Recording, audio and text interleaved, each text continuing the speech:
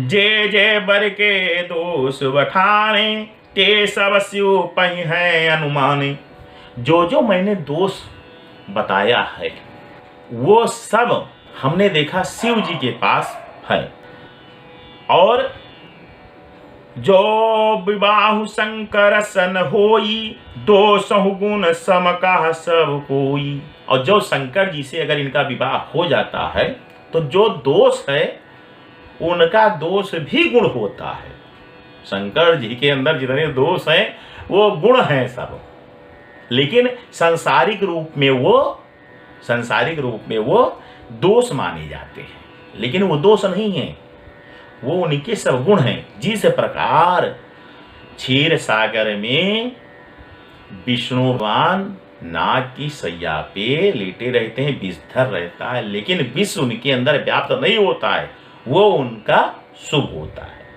उसी प्रकार शंकर जी का भी जितना भी अवगुण है वो सब शुभ है, कोई अवगुण नहीं है।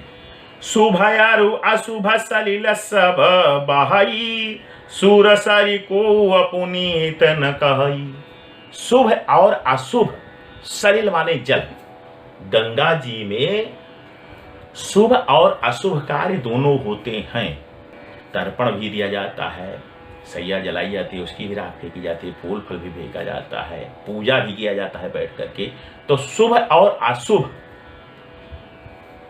शुभ यारु अशुभ सलिल सब बहाई, सूरसरी को अपुनीत न कहीं। लेकिन अपुनीत गंगा जी को कोई नहीं कहता है। गंगा मैया को सब पवित्र मानते हैं, गंगा जल ला करके घर में रखते हैं और पूजा पाठ में चरणामृत भी बनता है, उसमें भी गंगा जल पड़ता है। कोई भी शुभ कार्य होता है स्वच्छ करने के लिए, वातावरण जो है कहीं भी स्थान को स्वच्छ करने के लिए गंगा जल छिड़का जाता है कि हाँ भाई शुद्धिकरण यहाँ का हो गया। तो वो अमान्य नहीं है, वो अवगुण नहीं है, उनको अवगुण नहीं माना जाएगा, उनको सद्गुण ही मानते हैं सब। उसी प्रकार से क्या कहते हैं, समर्थ कहूँ नहीं दोष गोसाई, रवि पावक सुर सरी के नाही। समर्थ जो होता है उसको कोई दोष नहीं होता है। जो राजा है मृत्युदंड भी दे दिया अगर, तो वो दोषी नहीं माना जाता है। साधारण व्यक्ति अगर किसी को मार दे तो उस पे हत्या लग जाती है। तो समर्थ को नहीं दोष गोसाई।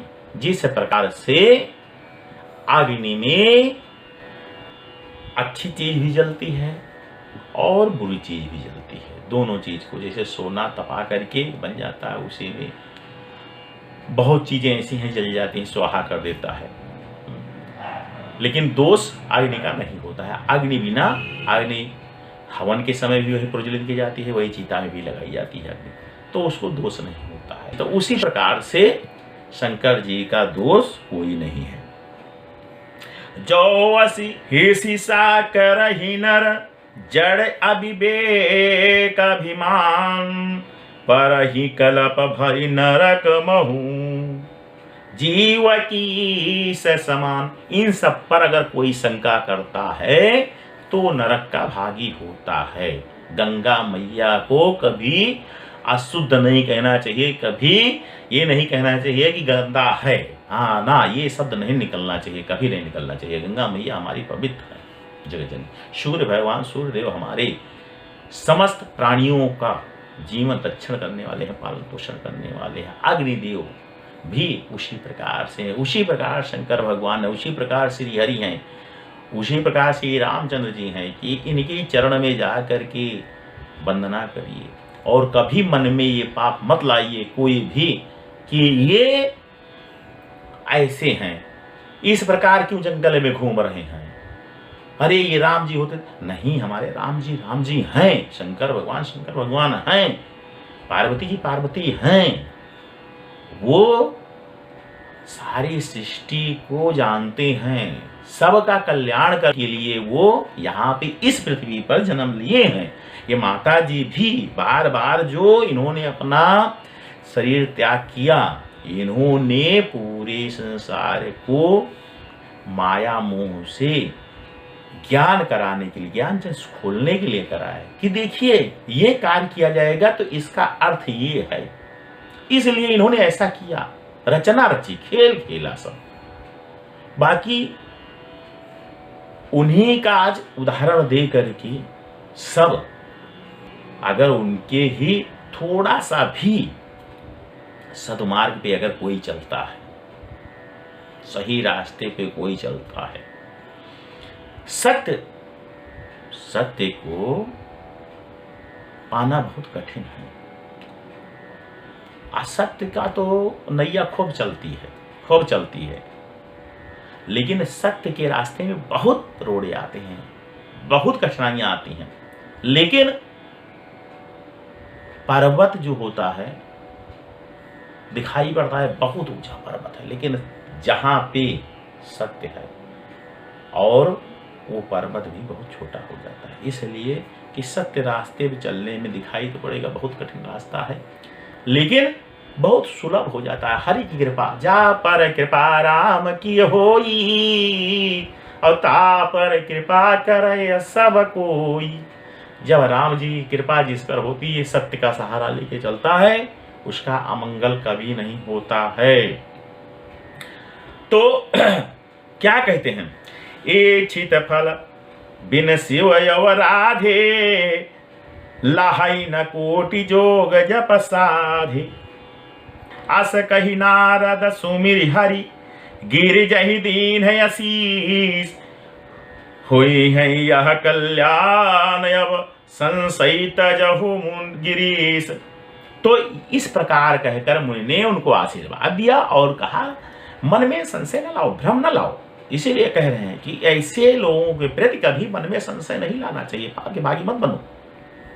सच्चाई यही है कि ये सही बात है, ये प्रभु है, इन्होंने अवतार लिया है दुष्टों का संहार करने के लिए, पापियों को नाश करने के लिए। जब जब कोई धर्म के हानि बाढ़े असुर अधम अभिमानी, तब तब प्रभु धर मनुज शरीरा, हर ही सदा सज्जन भव पीरा। जब जब धर्म की हानि होती है, जिस प्रकार से आज बहुत पृथ्वी पर अन्याय हो रहा था, क्या हुआ, आज चीन ने माध्यम बना दिए प्रभु एक को। उसने एक वायरस ऐसा पैदा कर दिया, पूरे विश्व में खलबली मच गई। सब क्या कहते थे, नहीं भगवान नहीं, कहीं कुछ नहीं। लेकिन भगवान का किया धरा सब है ये, नहीं किसी अवकात नहीं। और मनुष्य आज सत्य मार्ग पे आए, सही रास्ते से रहे, छल कपट छोड़ दे, प्रभु की शरण में बैठे। कोई नहीं बैठता था, आहा समय नहीं है भैया, हमारे पास समय है, आहा समय नहीं, अरे वहां फलाने जगह जाना है। सबको प्रभु का घर में बैठो, पूजा करो, पाठ करो, जप करो, तप करो, चलो घर में बैठो। सब अपने अपने घर में बैठे। अब क्या कहते हैं, अरे भाई अब तो मिलना जुलना भी दूभर हो गया, अब बैठे बैठे ऊबर है, अब समय ही समय है, करो। तो हुई है वही जो राम रच रखा, वो जो चाहेंगे वही होगा, उसके सिवाय कुछ नहीं होगा। तो प्रभु कृपा यही है कि उन्होंने जो घर उबर, अब दोनों दंपति सोच रहे हैं कि नारद मुनि तो ऐसी बात बता दिए कि नंग धुड़ंग होगा, सामाजिक प्राणी नहीं होगा, अवगुणे गुण होगा, कई अवगुण बताए कि चला गए। और यही इस तरह का भाई देखो, घर बर कुल परिवार और माता पिता भी नहीं होंगे, अरे सासों से सुन रही हैं, अरे ऐसे जगह पे कन्या की शादी अपने करना उचित नहीं ना। हिमराज से कह रहे हैं मैना कि नहीं प्रभु ऐसे शादी आहा बिल्कुल नहीं। जो न मिलहि बरु गिर जहि जोगु, गिर जड़ सहज कहाई सब लोगु। अब सोई विचार पति कहऊ विबाहु, जही न बहोरी हो दाहू। उन्होंने कहा कि नहीं, ऐसा कुछ नहीं है। नारद जी ने कहा है, सही कहा है, और संशय न करो, मन में संशय न करो, कोई संशय न करो, उन्होंने सही कहा है। लेकिन मैना को माँ है, माँ को कहाँ तसल्ली होती है। वही माँ नहीं चाहती है कि हमारी बिटिया ऐसे घर में जाए जहाँ पे इस तरह का व्यक्ति मिले, कुछ उसके पास हो ही ना माँ हो, ना बाप हो, ना घर हो, ना द्वार हो, ना रहने की जगह हो, ना खाने पीने कोई मतलब ही नहीं है, का पिए। ऐसी जगह कौन शादी कर देगा अपनी कन्या की। कह रही नहीं, अगर ऐसा है तो रहने दो, शादी नहीं करें, कन्या हमारे घर में ब्याह न करो। नत कन्या बर रहाऊं कुमारी, कंतौ मम प्राण प्यारी। हमारे ही घर में रहेगी, हमारे प्राण की प्यारी है, हम इसको नहीं, शादी वादी नहीं करेंगे। नहीं, अगर ऐसे करना है आपको तो नहीं। तो शैलराज क्या कह रहे हैं, बरु पावक प्रगटे शशि माही, और नारद बचन था नाही। नारद का वचन झूठा नहीं हो सकता है, उन्होंने अगर जो कह दिया है वो होके रहेगा। क्या कह रहे हैं, अरे अब जो तुम ही सुता पर नेहूं, अब जो तुम ही सुता पर नेहूं, तो असी जाय सिखावन देहूं। हिमराज कह रहे हैं कि अगर तुम्हें अपने बिटिया से इतना प्यार है, लगाव है, तो उसको जाके अच्छी शिक्षा दो। और करई, क्या कह रहे हैं, करऊ सो तपु जेहि मिलई महेशु।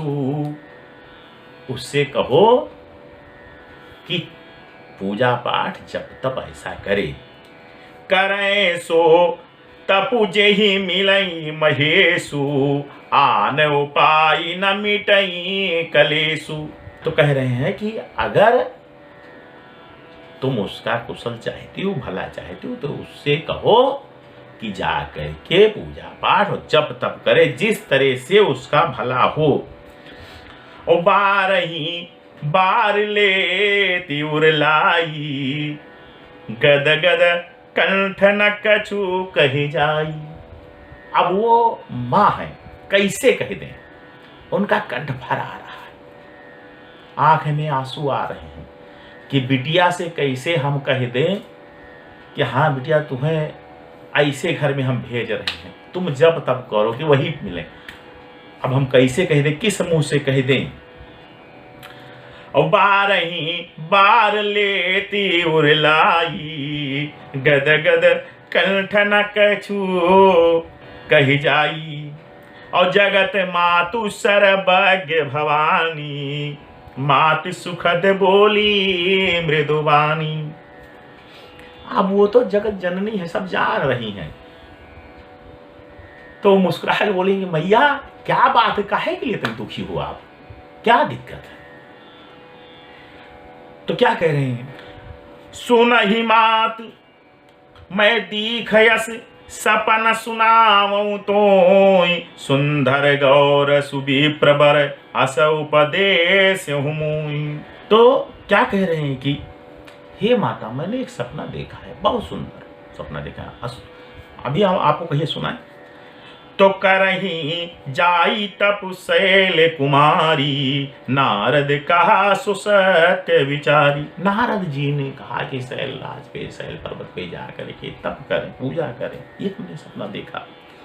और नारद सो सत्य विचारी, तो नारद जी ने सत्य विचार कहा है। तो मातु पितहि पुनिया मत भावा, तप सुख प्रद दुख दोष नसावा। माता पिता के मन में आया कि चलो अच्छा रहा कम से कम, लेकिन कष्ट तो हो ही रहा है और सुख थोड़ा सा प्राप्त हुआ। तो क्या कहते हैं, तप बल रचहि प्रपंच विधाता, तप बल विष्णु सकल जगताता। तो मात पिता ही बहु विधि समुझाई, चली उमा तपहित हरसाई। माता जी को और पिताजी को उमा जी ने समझाया, परेशान मत होइए, सब अच्छा है, ठीक है। भवानी सब जान रही थी। उन्होंने समझाया कि मैया सब ठीक, कोई दिक्कत नहीं। प्रिय परिवार पितायरु माता, भय विकल मुख यावन बाता। वेद सिरा मुनियाई तब सबहि कहा समुझाई, पार्वती महिमा सुनत रहे प्रबोध ही पाई। ऊरधरि उमा प्राणपति चरना, जाय विपिन लागी तप करना। तो उमा जी जा करके तप करने लगी। देखी उमहि तप क्षीण शरीरा, ब्रह्म गिरा भय गगन गंभीरा। अब उमा जी का तप करते हुए देख गगन मंडल से आकाशवाणी होती है। अब इस प्रसंग को हम लोग फिर अगली कथा में कहते हैं। जय श्री राम।